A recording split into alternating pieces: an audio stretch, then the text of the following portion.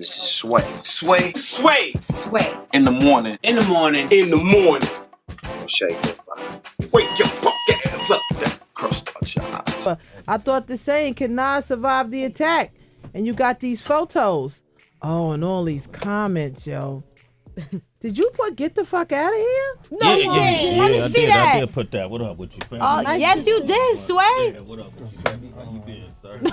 Wow. With 2 exclamation points. Man, yeah, what up with you, man? Damn, Warren G brought about 20 people with him and regulators. As he should. Are these the regulators? The homies helping me move around. Ladies and gentlemen, the G-Funk era has never left you. Since back in 1994.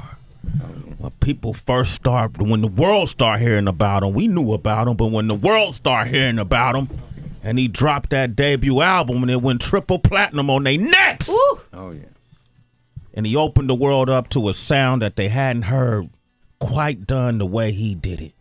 And he opened the world up to some artists that if it wasn't for him, may not have the same trajectory on their careers. Whether it's Snoop Dogg or Nate Dogg, or the list goes on and on. Yeah. If it wasn't for him, who's to say how their careers would have ended up? It's a good friend of mine. He's a visionary. He has a new project out. It's the one and only Warren G. Hey, Warren. What's up, Warren? What's going on? What's going on, man? Man, I'm just yelling at people on Facebook, man. Telling them to get the fuck out of here. Is that right? Yeah, man. Warren, I posted MTV. We did a thing on Drake and Meek, and I said when I heard the back-to-back track by Drake, it gave me the same feeling that I had when I heard the Takeover by Jay. Can Meek survive this battle? So I had a lot of people, oh, you're stupid. How do you compare the two and either one? And I said, nah, you weren't there. Yeah. When the Takeover came out, there was no ether initially. And everybody had a feeling like, damn. What was your feeling when you first heard it? Blown away. Right? It's just straight blown away, man. It was just like how, I don't want to even go there. I was going to say no Vaseline and all. Oh, no that. Vaseline. You could go there. When Ice Cube made No Vaseline. Yeah, it was vicious. That was vicious. Yeah, it wasn't nothing. Could nobody say nothing, Right, and you wonder how they would respond. Like right. NWA. Yeah. That's when Ice Cube left NWA. Yeah, and he came out with No Vaseline. Man, they had 100 miles in running. Yeah. Right? Yeah. But you just didn't know what was going to happen. That was just the feeling, though. Right. Yeah. That was the sport of it all. Yeah. Right? Yeah. Warren G is here, ladies and gentlemen. Yes, no Vaseline. Is. That's another example. Right? Yeah. Wow, man. Have you seen the movie yet? Straight Outta Compton? Dre showed me he showed me like half of it. And we were so tired, man. I was like, man, I'm getting ready to bounce. Because I had a long drive, so I was like, I'm going to bounce, man. I mean, either fall out right here on the couch. But he showed me like half of it. I seen it.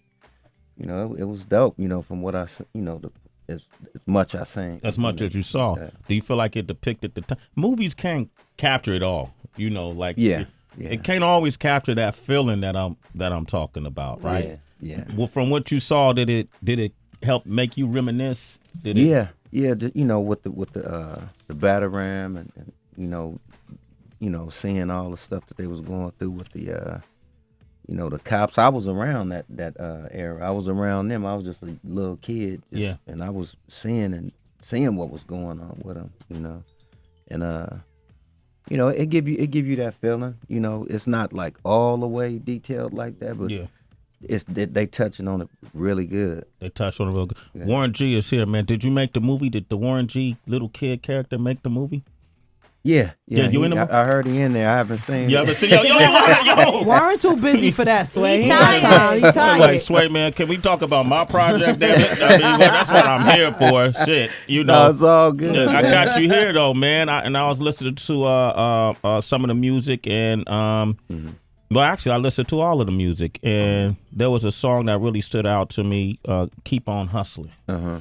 And it got couple features on it, but it starts off with one of the most angelic voices that hip hop has ever seen, Nate Dogg. Oh yeah.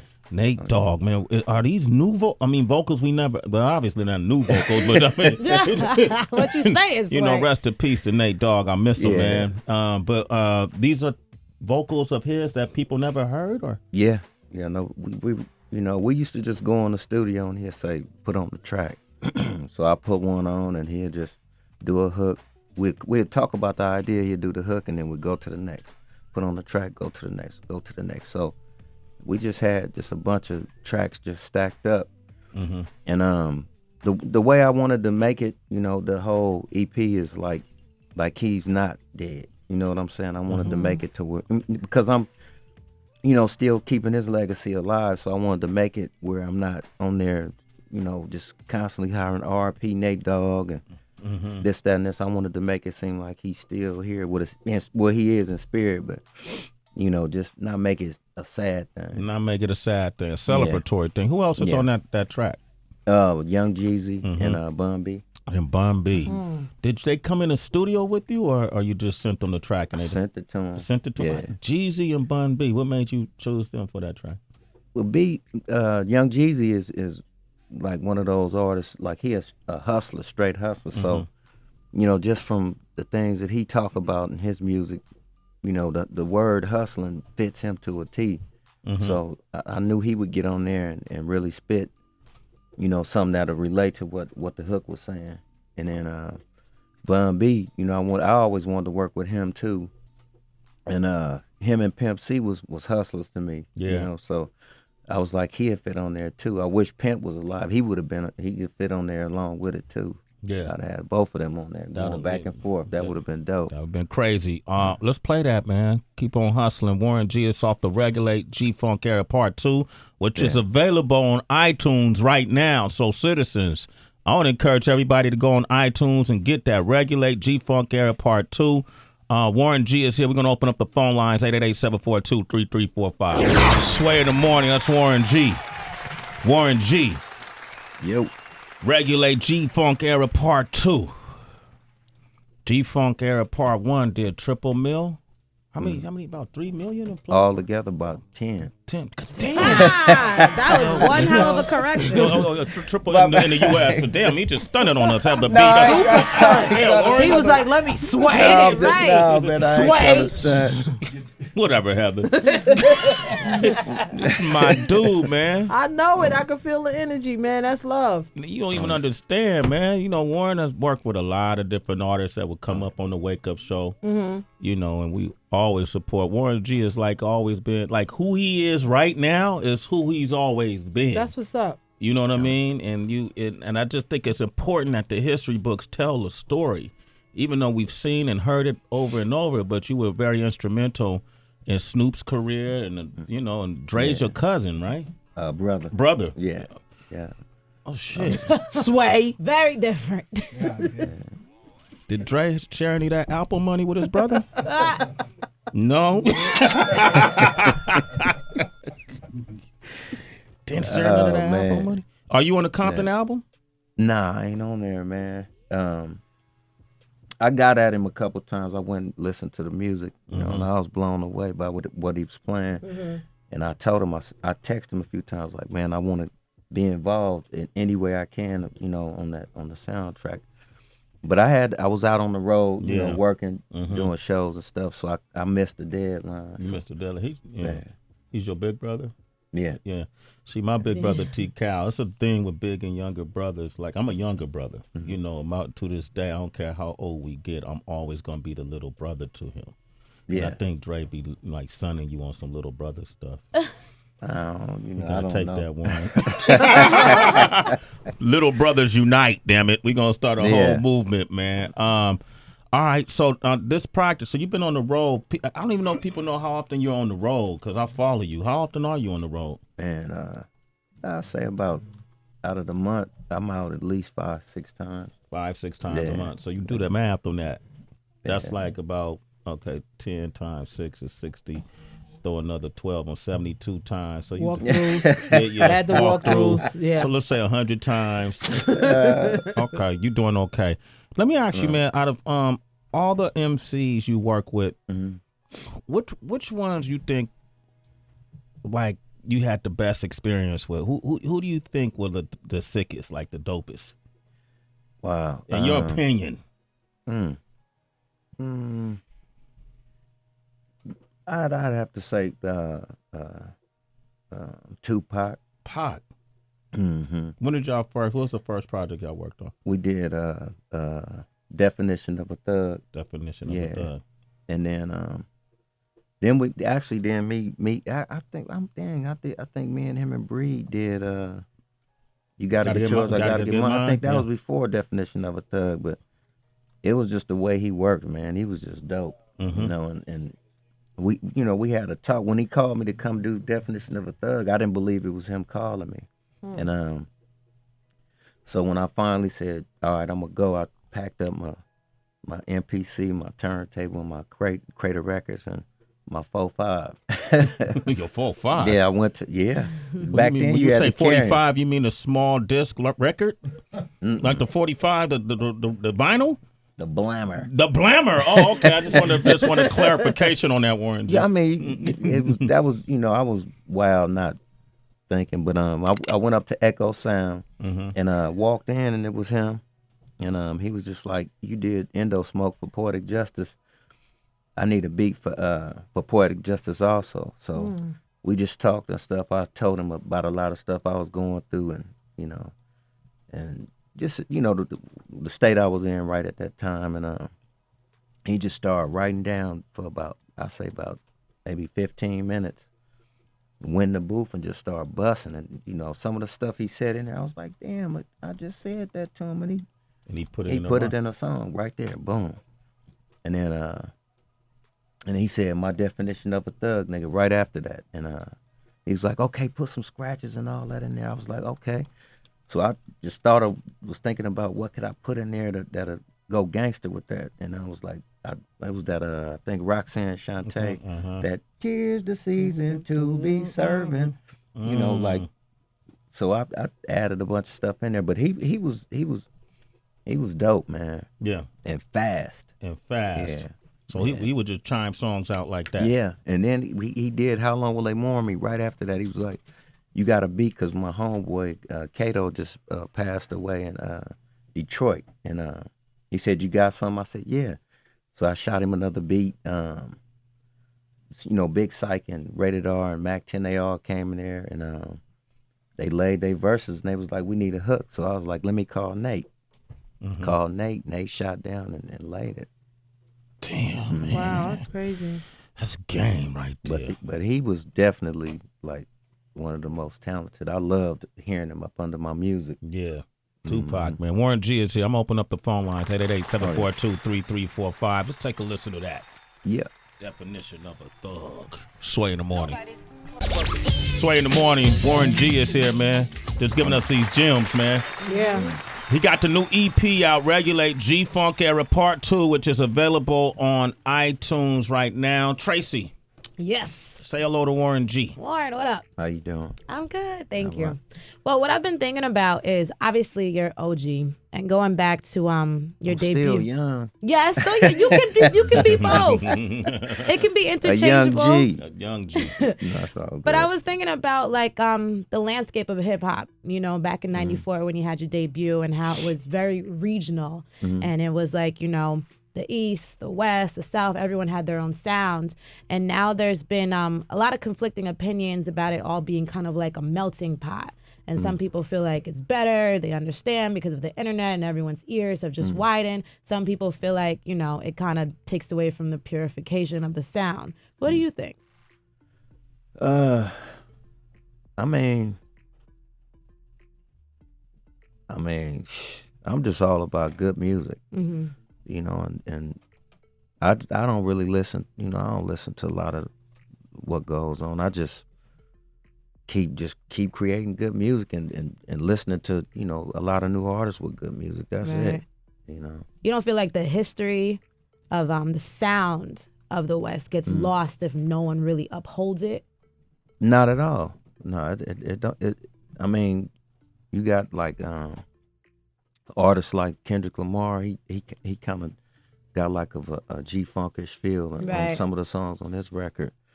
And to me, that's just like, I mean, it's like they're trying to follow in the footsteps and the groundwork that we've laid. They trying to continue that, and that's a good thing. And I'm actually that's cool. That they trying to incorporate that, and it lets me know that what I was doing back in the day was good. Word up. Yeah. I'm gonna go to back in the day a little bit and talk about the movie you ain't finished seeing, and that's Straight Outta Compton. There's a scene though where somebody comes down these stairs and like introduces Dre to Snoop, or in the studio, I should say. Is that character you? Yeah. Oh, okay. Because people were whispering like, I bet you that's Warren G. I'm like, Yeah. wait, he introduced Snoop to Dre? Is that what happened? Oh, wow. Okay. See, I didn't know that. So thank you for clearing that up. That's crazy. Can you tell that story? Well, it started out. I went seeing Dre. He had was giving a bachelor party for one of his friends named L.A. Dre. So I rolled up there. I hadn't seen him in a while, and walked in. It was whipped cream, bam, smacked on asses and shit like that. And He said it's so cool. so they needed some more music. So I told my homeboy Gangsta Rod, I said, man, go grab the tape. He went and grabbed the tape. I gave it to L.A. Dre, and he popped it in. And there was a song we had called Long Beach is a Motherfucker. And he was like, what is this? I was like, that's me, Snoop, and Nate. We got a group. He was like, did your brother hear this? I was like, nah, he ain't heard it. And so he went and grabbed him, and he listened to it, and he was like, that's y'all? I was like, yeah. And I played a song called Super Duper by Snoop. And he was like, man, that's dope. And he was like, I want y'all to come to the studio on Monday. And at that time, it was a lot of like divide and conquer going on back down in where we was from with me and Snoop. So we wasn't really. What do you mean by that, divide and conquer? People trying to take him here and trying to separate us as a group. Yeah. Because I guess they felt that It's Snoop was just 213? the dopest. Yeah. So Okay. he was the dopest MC. So we trying to pull him away. But so we was at it, So I called him like, "What's up, Snoop?" I said I talked to Dre, and he wants you to come to the studio on Monday. He was like, "Nigga, I don't believe you. Fuck you," and he hung the phone up. Are you serious? I swear to Wow. God. And so I called him back and I said, "Man, please don't hang up the phone. I swear to God, let me call him on the three-way." So I called him on the three-way, and Dre was like, "Yeah, this me." And he was like, "I want y'all to come to the studio on Monday."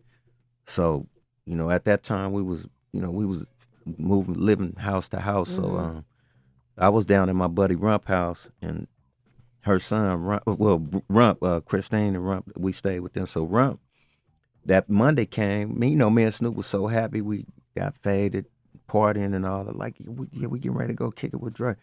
And we rode up there that Monday, my homeboy car, we had to stop at the lights. You know how people stopped at the light and you put it in park and got to keep, Keep the engine going. did it all the way up to the studio. And Oh, wow. The engine would have shut off. yeah, Dre and Snoop met, and they immediately jumped in, and Snoop had a song called Gangsta's Life. And he redid the Hold On with the James Brown. I think it was Payback of one of them. Snoop went in there and bust, went in there and did his thing, and Dre took us under his wing from there. It was dope. It was a scene, but if you didn't know the history, and I couldn't believe it because I heard people whispering. So I'm so glad you came here today to clear that up. That's dope. That opened the door. After that, it was Nate, RBX, Daz, Corrupt. All of that came through me because Snoop and Corrupt had a battle at the Roxy in L.A.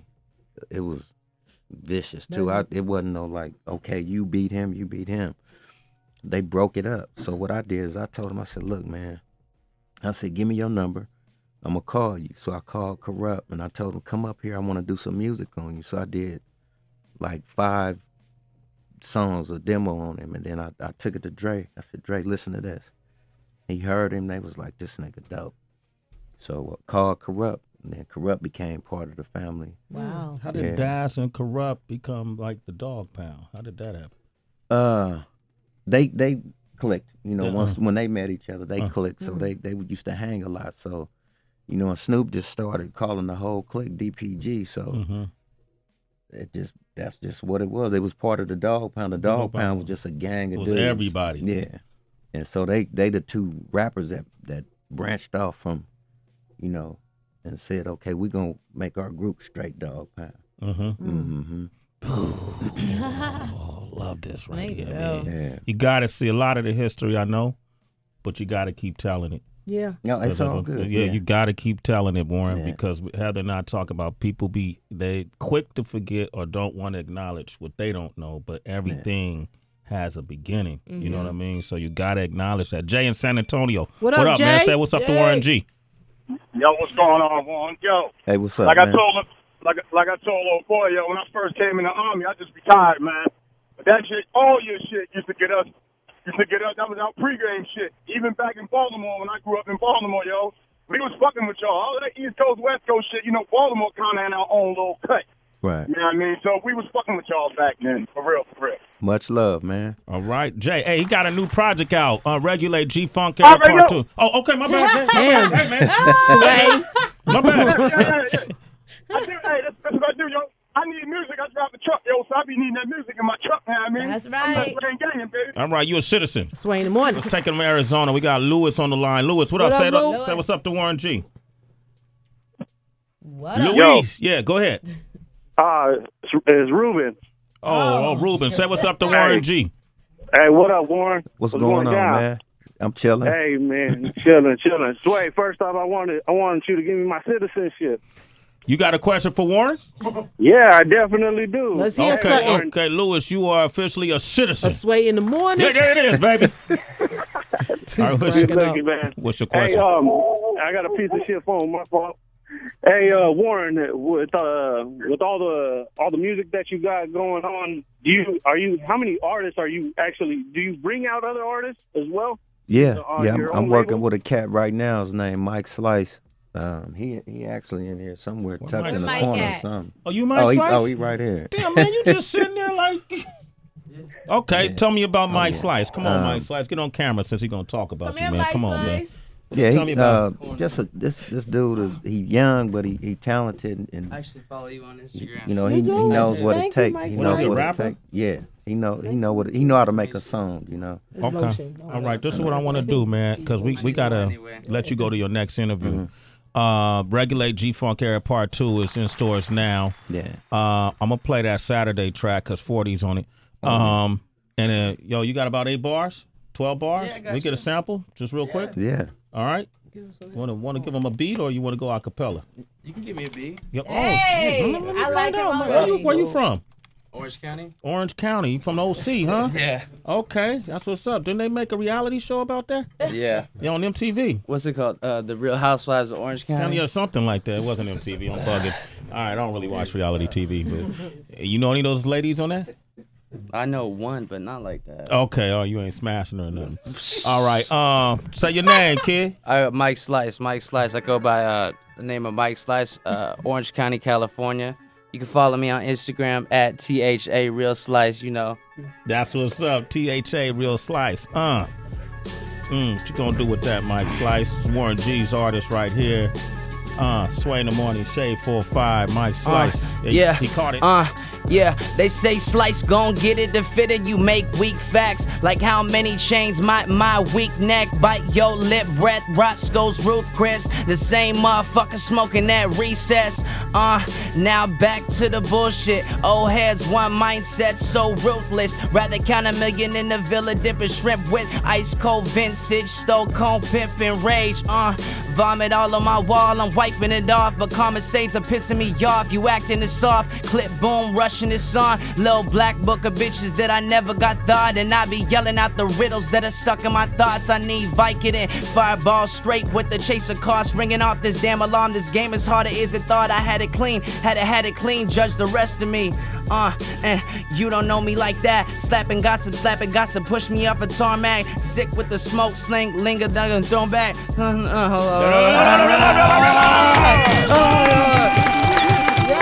Good, he good. He caught a flow He though. caught a flow. though. What's your nationality?